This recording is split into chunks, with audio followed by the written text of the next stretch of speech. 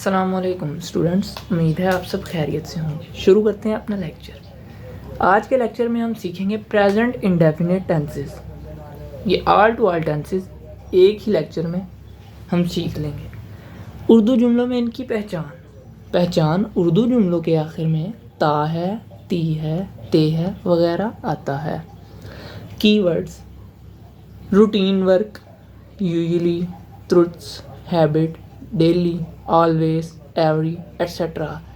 आपको इन टेंसेस में इस तरह के लफ्ज़ या इस तरह का सीक्वेंस आपको देखने को मिलेगा। ठीक है, आगे हमने ना सेंटेंस का जोन सा भी सीखना है। इस चीज़ की तरफ हमने पूरी कंसंट्रेट देनी है, स्ट्रक्चर की तरफ। बस अगर हमें ये स्ट्रक्चर समझ आ जाता है तो हमें प्रेजेंट इंडेफिनिट टेंसेस समझ आ जाते हैं। सिर्फ इस स्ट्रक्चर की तरफ आपने कंसंट्रेट करनी है, फोकस करना है। सिर्फ जिधर ये आपको आ गया उधर आपको प्रेजेंट इंडेफिनिट टेंसेस आ गए। पॉजिटिव सेंटेंस में सब्जेक्ट होता है पहले, plus first form of verb के साथ एस और ई एस का इजाफा होता है, प्लस ऑब्जेक्ट। बस पॉजिटिव सेंटेंस में तीन चीज़ें हैं, मैं फिर बताता हूँ। Subject, verb, object. वर्ब के साथ एस और ई एस आना है बस। अब एस ई एस किन के साथ आना है?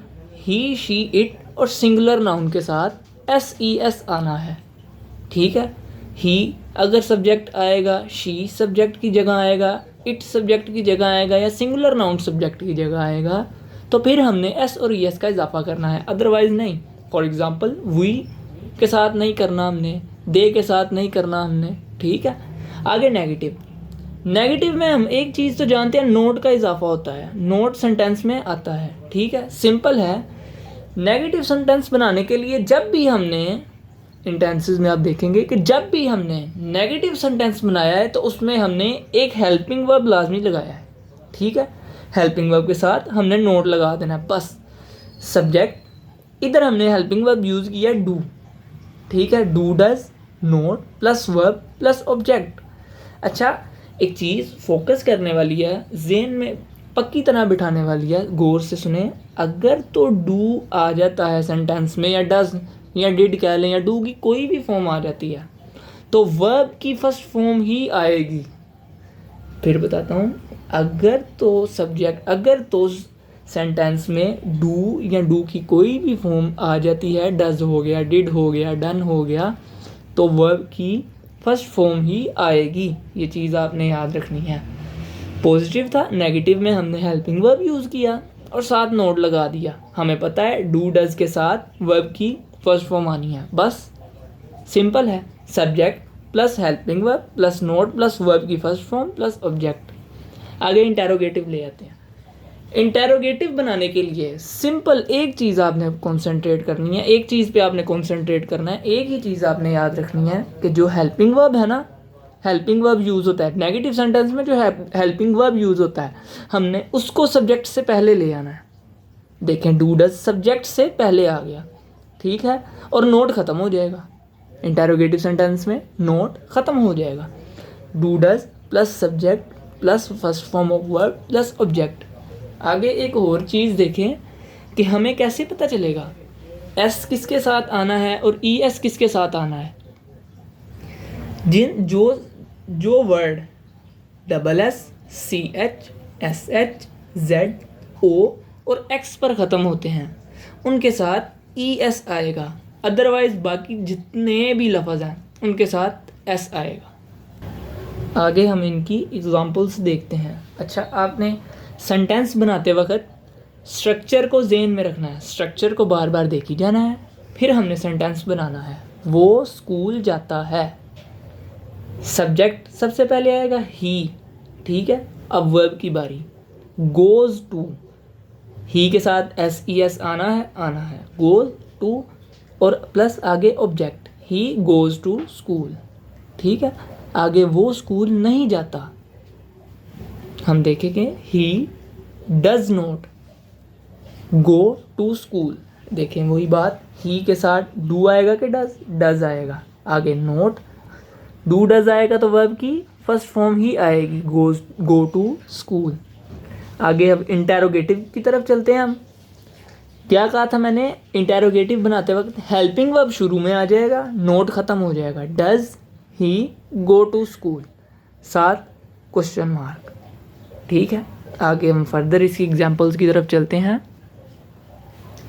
हम क्रिकेट खेलते हैं, वी सब्जेक्ट वर्ब प्ले और object cricket, we play cricket. अब देखें इसके साथ हमने एस और एस नहीं लगाया। क्यों नहीं लगाया? वो इसलिए कि ये वी है, ही शी इट और सिंगुलर नाउन नहीं है। आगे, हम क्रिकेट नहीं खेलते हैं, we do not play cricket. इधर वी के साथ डू आएगा, डज इसीलिए नहीं आएगा क्योंकि ये ही शी इट और सिंगुलर नाउन नहीं है। आगे, क्या हम क्रिकेट खेलते हैं, हेल्पिंग वर्ब शुरू में आ जाएगा, डू वी प्ले क्रिकेट। क्या हम क्रिकेट नहीं खेलते हैं, अगर इस तरह आएगा तो हेल्पिंग वर्ब इसी का पहले आ जाएगा, वी उसी तरह ही हेल्पिंग वर्ब शुरू में आ गया, फिर आगे सब्जेक्ट और नोट वैसे ही रहेगा जिस तरह ये देखिए इस सेंटेंस में है, we do not play cricket. अब इधर आ जाएगा do we not play cricket क्योंकि नहीं है। ठीक है, अब आगे आ जाते हैं, हम कहाँ क्रिकेट खेलते हैं।